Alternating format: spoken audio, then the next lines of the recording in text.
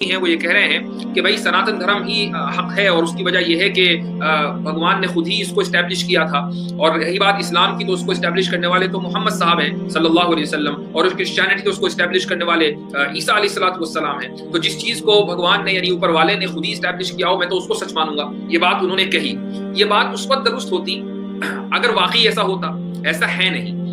اس لیے میں یہ بات نقل کر رہا ہوں کہ بہت سے لوگوں کے ذہنوں میں یہ غلط ہے کہ اسلام کی جو پیدائش ہے وہ بھی 1400 سال پہلے ہوئی ہے، اور کرسچینٹی کی جو پیدائش ہے وہ بھی 2000 سال پہلے ہوئی ہے، اور جوڈازم کی پیدائش ابھی کوئی 4000 سال پہلے ہوئی ہے۔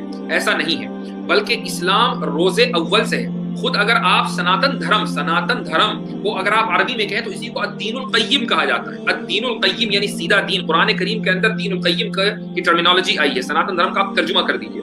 میں یہ نہیں کہہ رہا ہوں کہ سناتن دھرم الدین القیم ہے، میں صرف یہ کہہ رہا ہوں کہ سنسکرت نے الدین القیم کا لفظ استعمال کیا ہے۔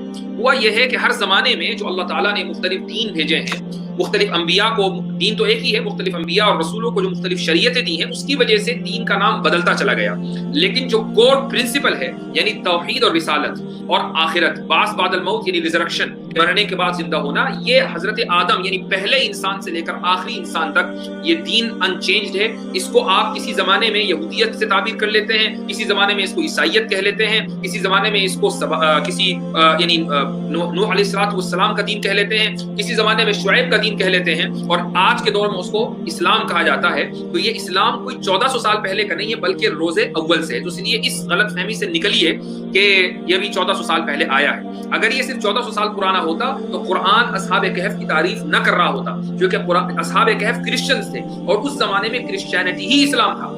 تو بہرحال یہ جو مشرک بادشاہ تھا اس نے لوگوں کے اوپر ظلم کیا اور اپنی آئیڈیالوجی کو امپوز کرنا چاہا۔ آج بھی آپ بہت دنیا کے اندر دیکھتے ہیں کہ جو ذرا سا جن کے ہاتھ میں اقتدار آ جاتا ہے